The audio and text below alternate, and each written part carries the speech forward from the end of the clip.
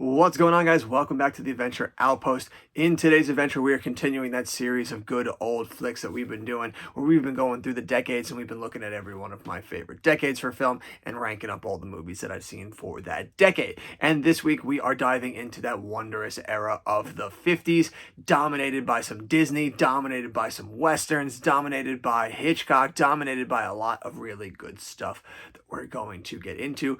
50s is where we're finally starting to get into a large plethora of movies that I've seen, a lot of variety. Still not as big as some of the later genres. We stand up into the 60s and 70s is when I really start to dive into a lot of cinema. But I've slowly built up my 50s creds. I'm watching more and more movies from the 50s.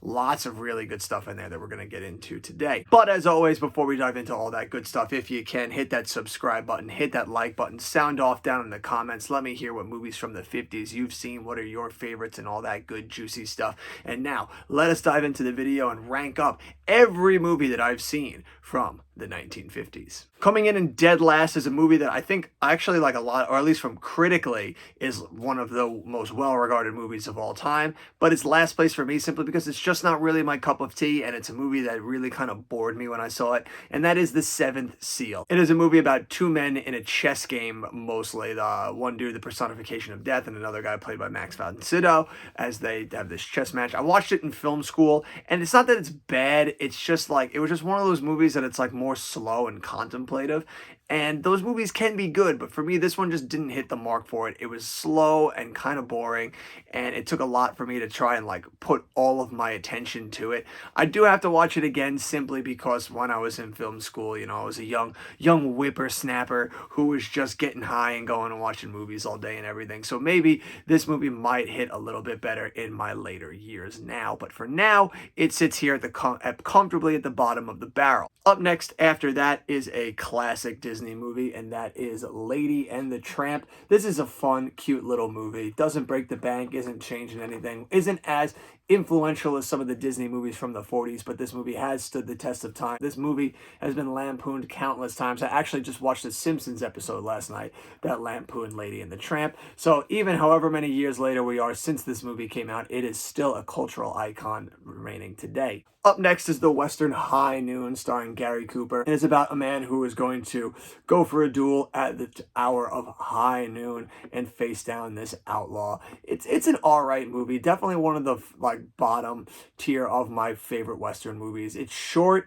There's not a lot of action in it. It is all just mostly build up to this moment where he's going to have this duel. And it's another one where it's much like The Seventh Seal. It's not that it's bad. It's just, from what I want from the genre, this was more watered down than I wanted and a bit slower. And at 85 minutes, just really didn't have any of that meat and potatoes that I love so much from the Western genre. Disney strikes again next. My DVD is somewhere, but it's in a box somewhere that I can't find, so it's not going to get shown for you. But that is Alice in Wonderland, everybody's favorite acid trip next to Fantasia.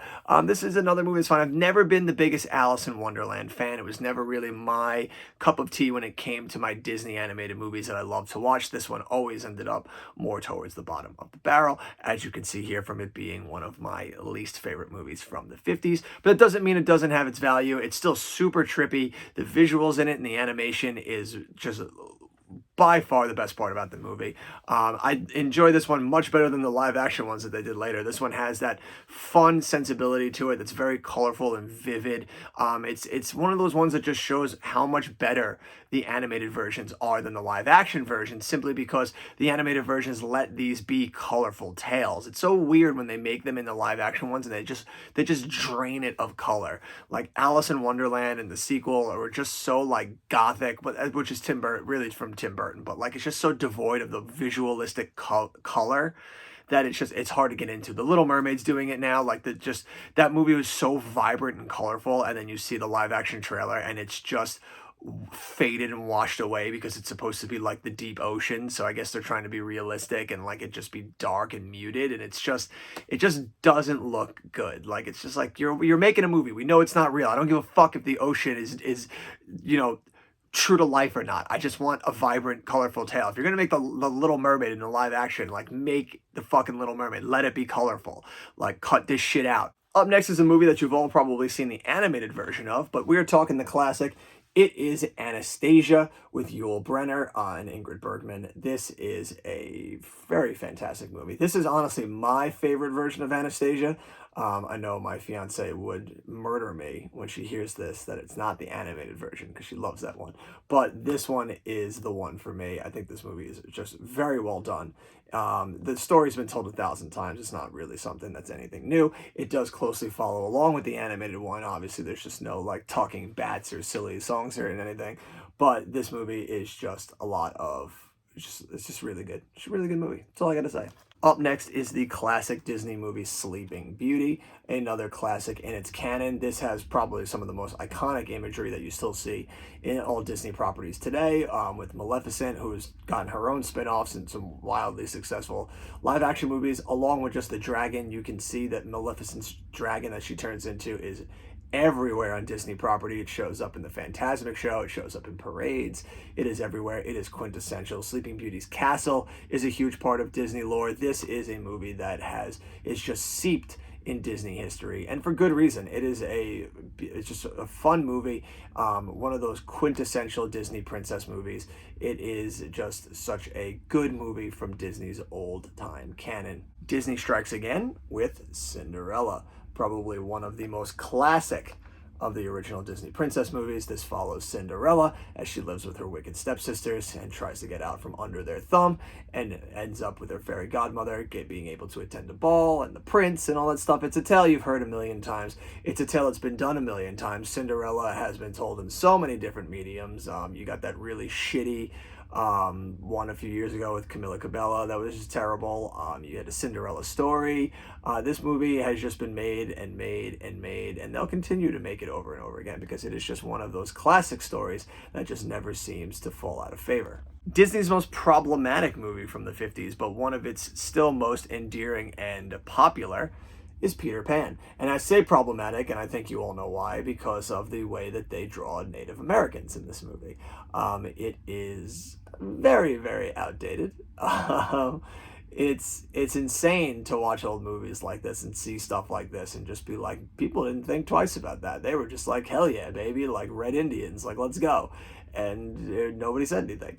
But, for all that stuff aside, this is still a very popular and just a really good tale. I think that the animation in this is a lot of fun. I think everything when they're in Neverland is really good, especially with like the mermaids. This is another one that just lets the animation pop, which just really goes to show just the vibrant colors that they were pulling off from this era of animation. So we could put aside, like we could recognize that, these movies from back then are held under a different standard from the world in which they were a part of. So we could put those things aside and still enjoy these movies for what they are. And this is a very, very good movie. Everything with Captain Hook, Peter Pan is great. The crocodile is so much fun. This movie, even with all its fault, is still a wondrous tale. And now we just start to get into the goods. Like everything from here on out is just absolutely fantastic. Like there's just not a bad, not that any of these other movies were bad, but like these ones from here on out, I could watch anytime you want to put them on. And we start with An Affair to Remember. It's a Cary Grant movie where he is on a cruise ship headed for New York and falls madly in love with this woman, this nightclub singer. And it's just a freaking such a good romance movie. It's one of those ones that's it just shows how charming and just freaking how good of a leading man Cary Grant was, that he just like effortlessly carries this movie. Like he just exudes so much charm. Like you just can't help but like fall in love with this movie. It was so good.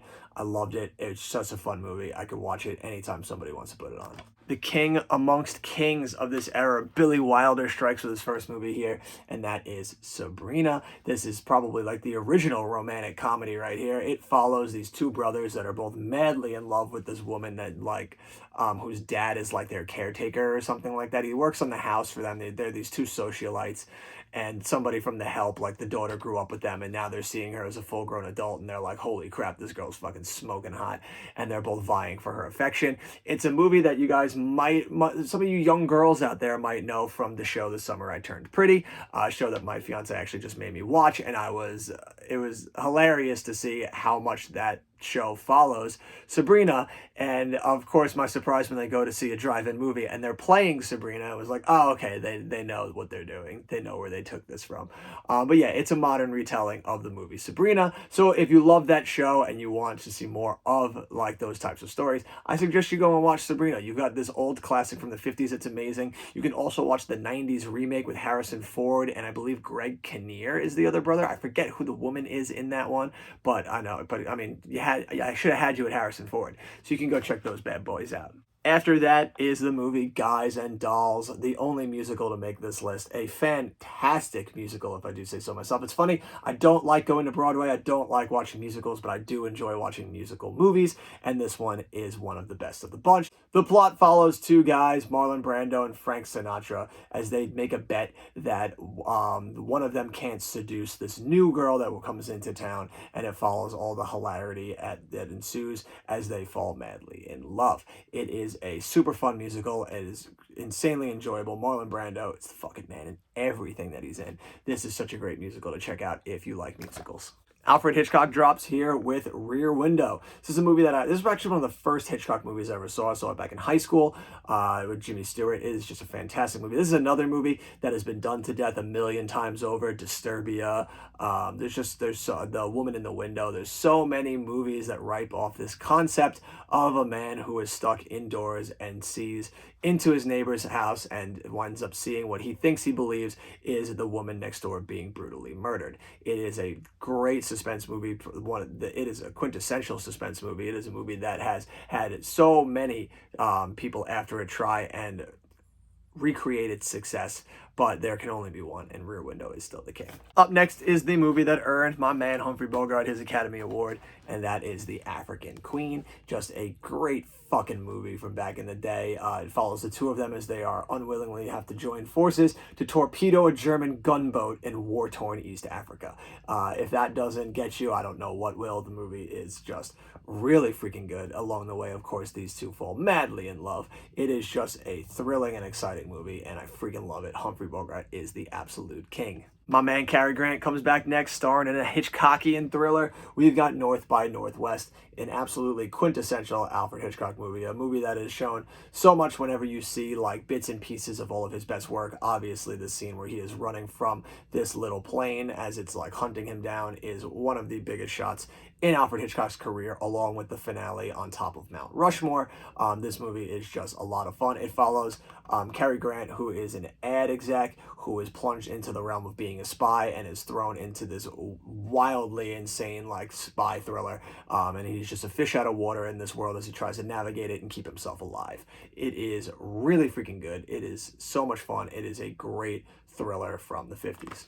Up next is a Western that I didn't expect to love as much as I did, and it actually was the first movie of Kirk Douglas's that I was able to see, and it made me fall in love with this man and have to go back and find more of his movies to watch because he was such a phenomenal actor, and that is Last Train from Gun Hill. It is the story of Kirk Douglas as the sheriff of this town who finds that his wife has been brutally murdered by these two dudes that had decided to find her as she was passing on a trail and rape and kill her, and so as he hunts them down, it turns out that it is the son of a big land baron that he used to be best friends with, and he ends up going over there and telling him, hey, we had all this history together, but I want your son and you're gonna give him to me. And he refuses, and the two of them go into this battle of wills as they each one tries to protect the son and the other is trying to collect and send him and put him to jail. It has an absolutely thrilling conclusion where he has to grab this kid and put him on the train while the entire town is full of this land baron's henchmen as they're trying to kill him. It is absolutely fantastic. You should absolutely check this movie out if you love Western movies, if you love action movies. This movie is fan-fucking-tastic. Up next is my boy Kirk Douglas again, baby, and that is the movie Paths of Glory. It is a World War I movie about a man who has to watch 3 of his soldiers put on trial for dereliction of duty when they are all ordered to go and storm the front lines in World War I, and it's a mission that is completely unwinnable, and a bunch of them all like deny and don't want to do the mission, and it ends up having them and be charged with cowardice and mutiny to be made an example of. And Kirk Douglas is the one who has a background in a lawyer degree, so he wants to be the men's defense, and he realizes that being able to prove to them without a shadow of a doubt that this is not cowardice and mutiny is a lost cause, as this is just a trial for show, and they want to make an example of these people. It is a phenomenally great war movie. The war scenes in it too are so fucking good. They hold up still to this day. That just look phenomenal. And the courtroom drama scenes are so good as well. This movie is just is intense. It's brutal. It makes you just angry as shit, because you know something like this probably does happen well within the army and stuff like that, maybe especially back in that day. And it just goes to show just how fucking brutal war can be. John Wayne makes his first addition to the list with the absolute classic, The Searchers. This is probably one of the biggest Westerns ever. This was one of the first Westerns I'd ever seen, simply because we used to go to Disney every year as kids, and when they had the great movie ride, one of the movies that they always showed there was John Wayne's The Searchers, and how quintessential that it was, that of course a young kid known as me had to go home and watch this movie, and it is freaking phenomenal. It is a just great movie about John Wayne, just this surly fucking degenerate person who goes out and is going to find his brother's daughter, his niece, and bring her back. She's been taken by Native Americans, and he's gonna go and hunt them down and get her back. And it's just a phenomenally well done Western. It's really freaking good. It's just the cinematography in it is probably my favorite thing about it. This is my favorite thing mostly about Westerns, is just the visualization that they do of the Old West. It's just amazing. It's unlike anything else you see in movies. Up next is a movie that I actually watched in my government class in high school, and that is 12 Angry Men, an absolute classic about 12 white guys in a jury that have to pass judgment on a Puerto Rican charged with murdering his father, and the one man who dissents against everybody else agreeing that he did it. It is just a fucking phenomenal movie. It's just one of those movies that's just so dialogue based, but the dialogue is just so like tight and well done that you just fly through this movie because it's just so well acted and performed. This movie is just an absolute classic. Now, I know most people usually think of The Searchers when they think about the quintessential John Wayne Western, but to me, my favorite Western by John Wayne is and always will be Rio Bravo. This movie is just so much fun. It is just I just love the way it builds. I love that this is an antithesis to High Noon. You know, the story goes was that Howard Hawks, the director, and John Wayne saw High Noon and were so mad about it that they decided to go out and make this movie, which showed just how awesome the West actually was for Westerns. And there's just something about that pettiness that's just so good to me. But it's a good thing they did, because this movie is leagues and away one of the best Westerns ever made. It is just freaking so good. I love every second of it. I think John Wayne is phenomenal in it. I think Dean Martin is an alcoholic, is amazing in it. Just everything, Angie Dickinson, everything about this movie is just fun. It's one of those Westerns that I love to turn to when I just want like a fun Western to watch that's just like a shoot 'em up, fun bad guys, shoot the cowboys, like let's have some fun movie. It is freaking phenomenal. Kirk Douglas strikes again. I told you, I went into the deep dive of Kirk Douglas. He is an absolute legend, and I had to do it. And this is my favorite Kirk Douglas movie that I've seen so far, and that is Billy Wilder's Ace in the Hole. A just absolutely horrifically disgusting tale about a journalist who will do anything to get back into the top. It's so freaking good. It follows him as he finds a dude who's stuck in a cave-in, and he wants the whole scoop, so he like weasels his way in there to be the guy that everybody goes to get the scoop on everything. And instead of actually helping this dude get free of the cave-in, he's trying to extend it as long as he can so he can get as much journalistic goods out of this as possible, even if it means threatening this dude's life in there. It is just such a fucking good movie. It is dark, it is intense, it is fun, it is just wild. Kirk Douglas gives one of the best fucking performances I've ever seen in this movie. Like, he is just so captivating. It's an absolutely phenomenal movie. My favorite writer-director of all time strikes again, Billy Wilder, in the movie Some Like It Hot. This is just an absolute classic right here. This movie cracks me up. Billy Wilder was able to do everything. Like, it didn't matter the genre, he was gonna fucking crush it. And this is one of those ones that just proves that like everything didn't have to be all doom and gloom with him. He was able to make fun movies. And this is definitely one of those movies, following Jack Lemmon and Tony Curtis as two guys who oversee a mob hit, and they have to like flee the fucking country. So they decide to cross-dress as women and go into this little this what are they? They're like just like I think it's like a female jazz band. Whatever. I think they're a band. Whatever it is, it's a group of girls that they end up just like hiding in with, so that they can go down to Florida, get away from this mob hit in Chicago, and just hide out with these women. And it's made even harder when Marilyn Monroe is one of the women in there that one of them fall in love with, and then there's an old socialite in Florida that falls in love with one of the dudes pretending to be women. It's just hilariously silly, and it's just one of those movies that's just effortlessly fun. Kicking off the top 5 might be the greatest courtroom drama movie that I've ever seen in my life, and that is James Stewart's Anatomy of a Murder. It is just a fucking phenomenal movie about a small-time lawyer who has to go up against a hard-headed big city prosecutor.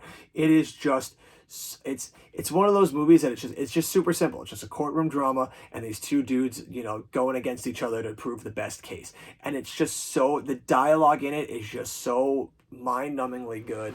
Just everything about it is just fucking phenomenal. I love courtroom dramas. Like, they're just like one of my favorite genres. It's an unsung genre, and this is absolutely the top of the pile of those movies. So if you like any type of courtroom drama, you should absolutely go back and check this bad boy out, because it is one of the best to ever do it. Number 4 is the glorious epic, the winner of 11 Academy Awards. It is Ben-Hur. This movie is just insane. I remember the first time I watched it just being absolutely blown away by the scope, the magnitude of it. It's just such a larger-than-life movie. It's one of those epics that only old-school Hollywood was able to pull off back in the day. It's unfucking real. Following Charlton Heston as Judah Ben-Hur, a Jewish nobleman, and it just follows his journey through all of this crazy shit with the Roman Empire, and he crossed paths with Jesus Christ at some point. Like, it's just one of those movies that's so audacious and larger than life. You just can't help be fucking blown away by it. It is absolutely incredible. It's a long movie, so prepare yourself if you're going to dive into it, but it is so rewarding, and is one of those just fucking quintessential movies from the 50s that you absolutely must check out if you're going to check out any movies from the 50s. In number 3, one of my favorite movies from the 50s, and that is the movie All About Eve. This is a movie that when the first time that I came to watch it, I did not think I was really going to enjoy it. It was one of those movies that I was doing the thing where it was like, once I get to a movie I haven't seen, I gotta watch it no matter what it is, and that's how I watched this one. But goddamn am I glad that I was doing that, because this turned out to be one of the best movies, not only from the 50s, but one of the best movies I've ever seen in my life. It is just bitingly good. It follows a young girl who meets her idol on Broadway, and then she will stop at nothing to upstage her and take her spotlight. And then it follows also the woman who is the idol, who wants to do anything she can to hold on to that spotlight. And it becomes this battle of wills between the two of them as they fight for control of the spotlight. It's just so freaking good. Betty Davis as Margot Channing, who is the woman that Eve wants to upstage, is just so bitingly good in this movie. There's such good dialogue in it, a lot of like classic dialogue that you're always going to remember, some quintessential lines in it. This is just a fantastic movie, and you should absolutely check it out. It is just that fucking good. In second place is actually a movie that I just got to this year. So it's always great when you can get to a movie that ends up surprising you and enjoying it as much as it does, and you hate yourself for waiting so long to watch it, but you're also glad because you love that you can still find such great classics this late in the game with all the movies you've seen, and that is The Bridge on the River Kwai. This is just an absolutely insanely fantastic movie. I loved every second about this movie when I watched it. William Holden is just phenomenal in it. Alec Guinness is phenomenal in it. It's just got such a fucking awesome story. This is another movie, a lot of these movies from the 50s, you just don't realize as you're growing up, especially in the 90s and 2000s, how much of these movies are just continued to be talked about, continue to be parodied, continue to have lines and bits and pieces of it show up in other works later in the day. How many people have been influenced by these movies? And this one is no different. This movie is just absolutely stellar. It's another one it's pretty long. It's almost 2.5 hours, but every moment of it is just so fucking thrilling and fun and adventurous. It's just an absolute piece of cinema right here. And if there's only a few movies you can watch from the 50s, like these top 5 ones, this one definitely the one to get to. But there can only be one, and it is my man Billy Wilder. Again, striking with more gold. This is one of the greatest movies that I've ever seen in my life. It is in my top 20 of favorite movies of all time. It is that fucking good. And it is the movie Sunset Boulevard. I saw this movie first when I was a kid. My stepdad showed me this movie. We watched it together. And it fucking just blew me away. It was just one of those movies that was just captivating. I couldn't take my eyes off the screen. It was just that good. And it follows follows this screenwriter who ends up falling in with this old silent movie star who has kind of become a recluse in her mansion, and she ends up taking him on as a guy who's going to like help her tell her triumphant return to the screen. And we just follow as he gets more in deep with this woman who is clearly just losing her fucking mind at this world that has left her behind. It is just so freaking good. It's just one of those movies. It's one of the best film noir movies ever made. Like that's how good it is. And this is another one, William Holden, baby. It's just fucking fantastic. William Holden taking the top 2 spots. He was just a phenomenal fucking actor, and this was him at the top of his game. This is just a phenomenal movie. You should absolutely check this out if you like thrillers. This is one of the best movies to ever do it. And that'll do it for my list. The 50s was a hell of a time. I still have so many movies from the 50s to get to. So if you've seen a movie from the 50s that you think should have been on this list, it's more than likely that I have not seen it yet. So if you think I should check it out, drop those comments down below and let me know what movies from the 50s you love, what movies from the 50s I've yet to check out that I should, and all that other good stuff. And look for the next video where we dive into probably what is quickly becoming my favorite decade for film, and that is the 60s. So until the next video, you have been you, I have been me. These are the movies we love so much. Go out and watch some good old flicks, and until next time, adventure on, baby.